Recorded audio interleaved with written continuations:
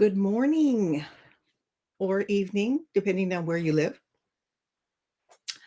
I am going to talk on this portal, which is a spiritual thoughts portal called Take What Rings True.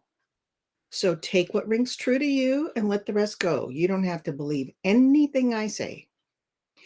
My name is Teresa Micheletti, and today I'm going to be talking about the keys to advance our soul. There are 8 keys of knowledge that we can use to advance our soul. And I originally learned these from a spirit guide named Francine, who would come into a trance class. Sylvia Brown would go sit on a bench on the other side, and her spirit guide would come into her body and teach us things. So I learned about the 8 keys of knowledge from Francine. So we come into life to experience and gain advancement on the other side. Why would we want to do that?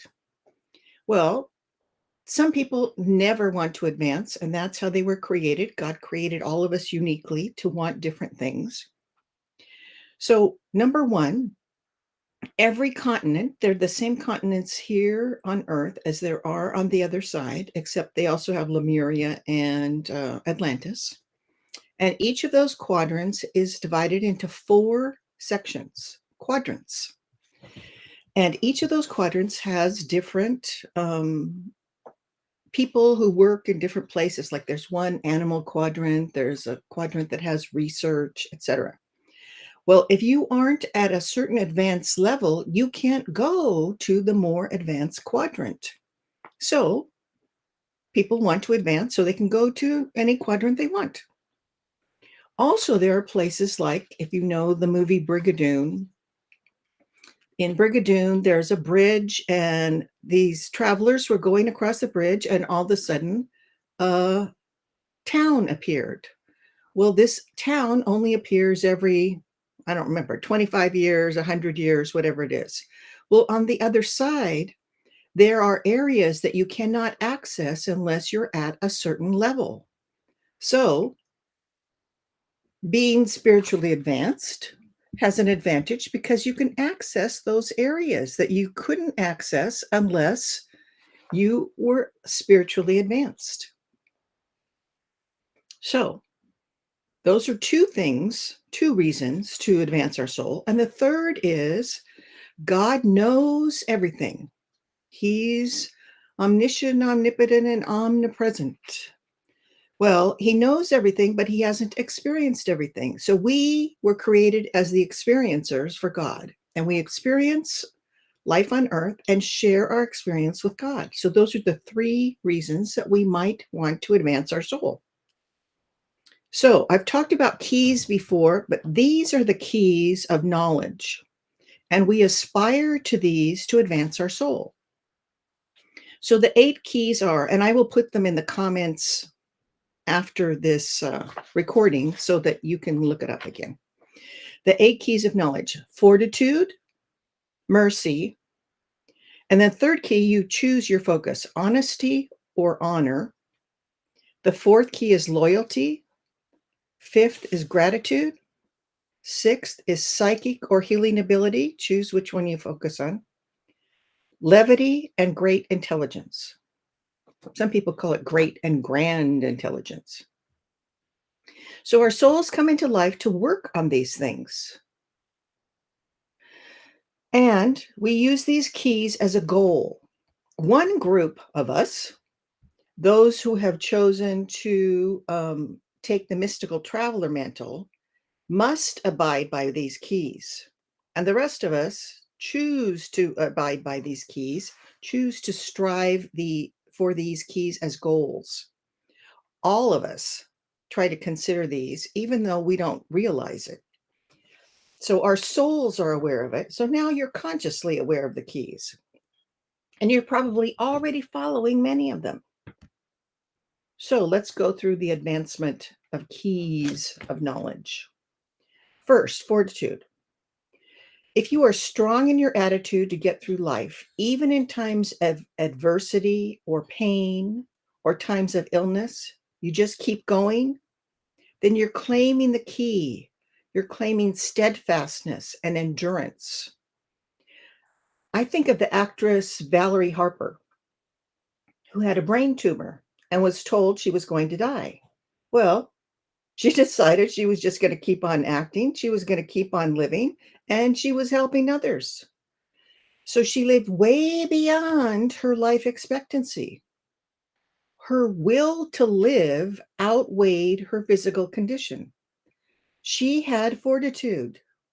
When you have fortitude, you stand in your truth, you claim your beliefs. People who claim this key will proclaim their beliefs, but they don't insist on other people believing what they believe. They just stand up for their own truth. So that's a key of fortitude. Now, the key of mercy. This is a key of compassion. Those who claim this key feel their spark of God, consciously or unconsciously, the God center within them, and then love flows out to others. Really, we're all connected to each other, even though on earth we feel disconnected. We can take our spark from God, from us, and expand the love of God to others. Those who claim this key are messengers, sharing God's love with others. Kind of easy to do. We know some people do not want help, so don't spin your wheels trying to help them. There's a saying in the Bible, don't cast your pearls before swine. Not that people are swine, but the whole idea is don't try to help people who don't want help. Go to the next person who does want help. And let the person who does want help stay. They have the right to just ignore that and not have help. That's their choice. Now, you don't need to start a charity to claim this key. Your actions may be as simple as saying to the angels, could you please help that homeless person across the street in all ways possible? Or ask the angels to send healing to someone or protection to someone. Everyone has free will, so their soul could decide not to accept the healing that you're sending or not to accept the protection. And that's okay. That's their choice. Maybe consciously not their choice, but that's their soul's choice. And that's not wasted. Whatever you send to someone, if they don't want to accept the healing, then it would go to the next nearest person who would accept the healing. No compassionate gesture is ever wasted in God's domain. Kind of nice to know. The third key is honesty or honor. So you choose which focus you want for that key. Honesty is being true to what is right. Being truthful is a good goal. However, there are times when tact is in order. So when someone asks you, do I look fat in this outfit? Then sometimes tact is the best way to go. You don't want to make someone feel awful. So instead, choose a tactful comment to say. Or maybe you don't want to go to a friend's party. So you say, I already have a commitment. I'm sorry. But your commitment is you are so tired. You just want to be by yourself and you just want to recharge. You're being kind and not offending your friend. But you're being honest to yourself. You need to take time for yourself. Remember to stand in your truth. Stand with what you believe. Of course, another person may have a different truth, and that's okay. So, you know the story about the blind boys and the elephant? One blind boy touches the elephant's ear, another touches the elephant's tail, another touches the elephant's trunk, etc. All of them have different points of view about what an elephant is. That's their truth. We need to allow other people to have their own truth. So you are honoring their right to have their own truth. It may not be your truth. You may think they're totally illogical, but allow them to have their truth. as long as it's not hurting someone else physically, emotionally, mentally, in which case, probably discussion would be in order. Now, if you chose honesty, that's what I would be using for the key, or perhaps you would be choosing honor. So if you choose honor for that key, then it's showing respect to God's creations. We honor every creation's spark of God. We don't need to like everyone. However, we can treat them with respect, knowing that you are honoring their spark of God, no matter what their role is in their life. So maybe in this life they're rich or poor, or famous or unknown, or cranky or friendly, or an Olympian or physically challenged. All deserve respect. Honor what's around you. Honor your home, your shelter. Honor those who serve you, the peacekeepers, the first responders, those who keep our infrastructure working. The saying goes, honor those who are honorable. If your mom or dad is not honorable, you can respect their spark of God, but you don't need to bow down to them. You can honor your country. No country is perfect. It's made up of us, and we humans are not perfect. But the same thing, if your country is not honorable, I think of one specific country I know about that silences people, put them in prison, or kill them when they disagree. Now, the people of that country are honorable, but their government is not so honorable.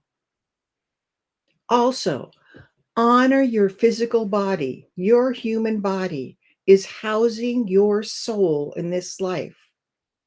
Be kind to your body. Honor it. Take some time to talk to it and be nice to it. The fourth key is loyalty. This key is about supporting and sticking by your friends, your community, your country, your family, whomever you love. Be true to yourself and your beliefs, your truth. Be loyal to your truth. Often we question this key when we're younger. We want to be part of the group. We want to be part of the crowd. But if the group you're in is the mean girls group, you may feel awful when mean things are done. So the lesson when you're younger is leaving the mean girl group and standing up for being kind versus being part of the group. It's a hard lesson. Being loyal to a group or a friend who does not share your beliefs is something we question as we go through life. One reason to take time to reflect each week or each day is to go over what you have questioned. What did not seem to match your beliefs, your truth, and decide, is there a friend you no longer trust? Why? Do you need to explore that? Is there a group that doesn't match your beliefs? Be loyal to yourself and your beliefs. You are allowing your true essence to shine, and you're pretty shiny. The fifth key is gratitude. There's always something to be grateful for. Sometimes life gets you down. However, stop and think of what you're grateful for. I like to start with the basics. I'm grateful for shelter. I'm grateful for food. I'm grateful I have health. I'm grateful I have loved ones. The key is reframing your mind so you focus on the positive. So I think I have fresh air to breathe. I have lovely roses right outside my door. I'm grateful I saw a sunset, a rainbow. I'm truly grateful that I can easily take a walk through the redwoods. At one point in my life, I had great difficulty walking, even with a cane. One friend writes 5 things she's grateful for every day. She even posts it on Facebook. Take some time to notice what you're thankful for. As my mentor Francine said, only the bravest come into life on earth to experience through negativity. Not everyone is allowed to come to this difficult planet. Be proud of yourself for coming into life. Be grateful you were allowed to come into life. So if you look around right now, what are you grateful for?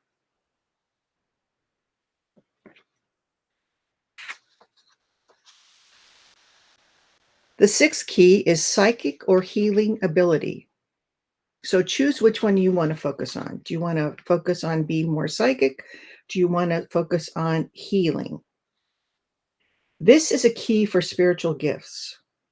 You become more psychic when you become more spiritual.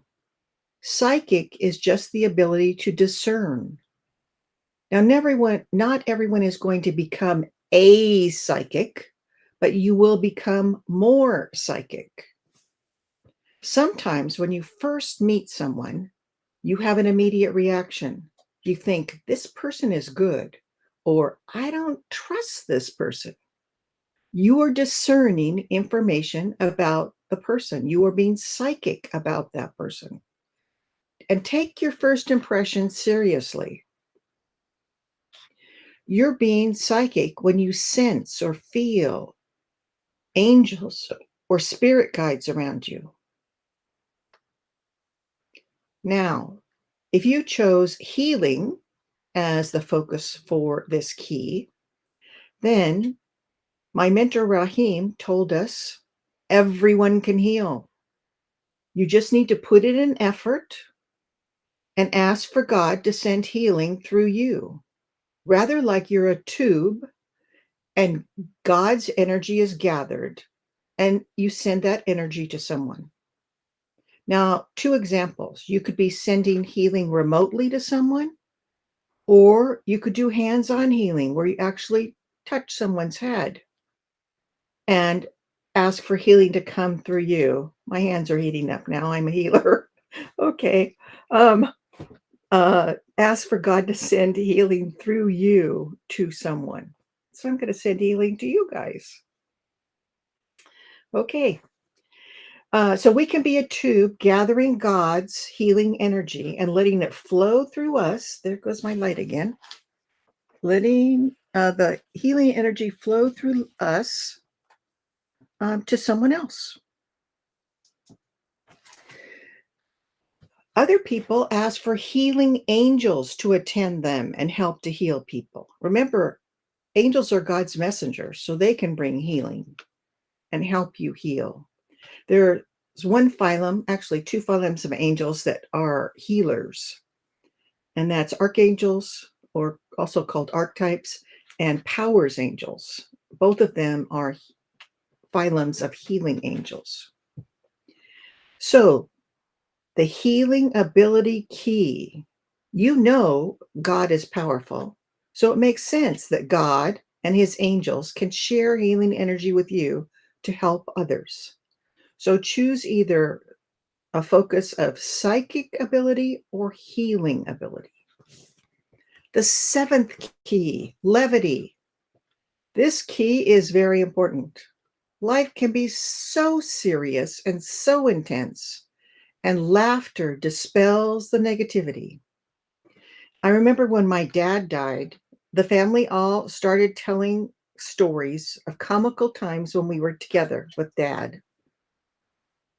For instance, we went to the movie theater and dad fell asleep while we were watching a movie. And then when we got home, he realized that he dropped his false teeth.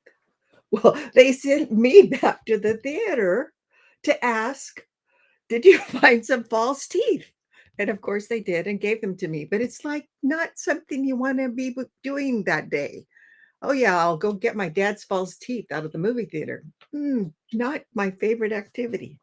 But it was fine. I brought the false teeth back and we cleaned them and it was all right. Anyway, we told comical stories about our experiences with dad. And we were recounting those silly times, those loving times, and we were laughing, and it helped to dispel the feeling of dad dying. So take some time to reframe your attitude. Levity helps us stay positive. Laughter can help you heal. I have a friend who watched funny videos when she was going through cancer treatments, and she's cancer free now. And she credits a lot of it with the funny videos that she would watch. She would just laugh and laugh and laugh through her treatments. Hmm. Laughter also causes a healing endorphin to be released in your body. Don't you feel better after you've been laughing?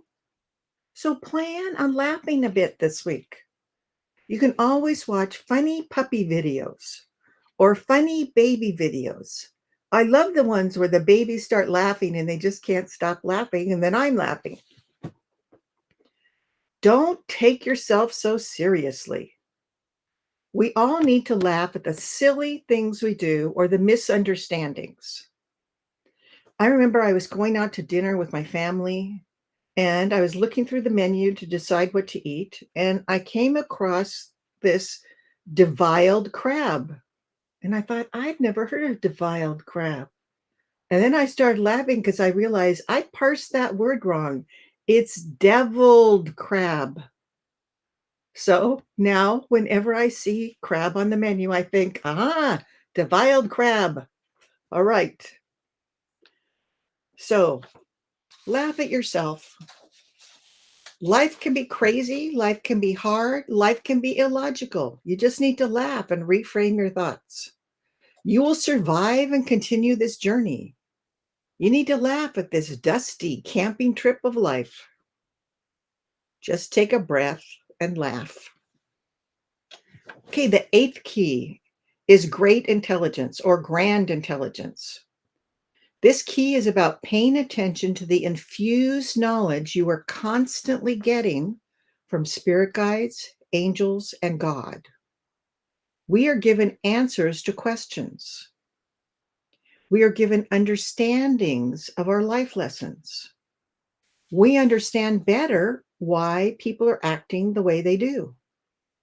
We get so many messages during the day and also when we're asleep. We suddenly know how to handle a situation when we didn't know a few moments ago. As we use this gift of great intelligence or grand intelligence, we are getting better and better at communicating our ideas to others, whether talking or writing. We become better at working with others because we're more in tuned to them. We're more sensitive to others.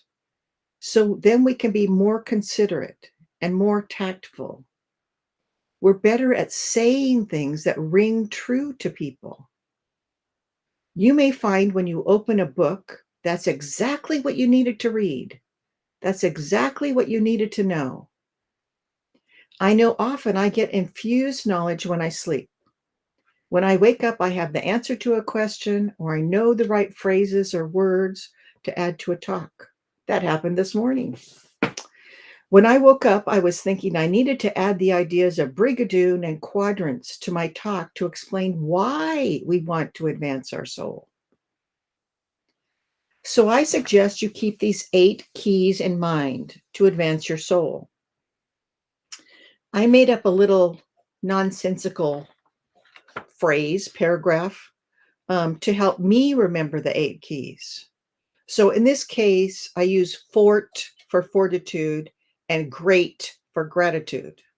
So I say to myself, in my fort are mercy and honesty, who are loyal and great psychics with levity and intelligence. That's just a way for me to remember what it is. And if you want, I'll write that in comments too.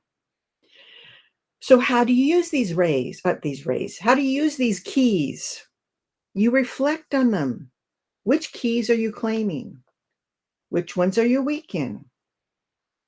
My mentor Francine suggested meditating on the keys and the 8 keys fit into your chakras. Now, we have the classic chakras in the middle that we know about, but we also have chakras in our back and the back of our head. So we can input these keys into our chakras in our meditation. Or just when you're thinking, you don't have to be in an official meditation. You can visualize the keys going into your chakras. So take some time to reflect this week. Reflect on the keys. Remember, I'll put the keys in the comments. Thank you for joining me, and I will see you next Wednesday at 10 a.m. And I'm thinking I need to talk about the rays of God because instead of saying keys, I said rays. So thank you for joining me, and I'll see you next time. Bye.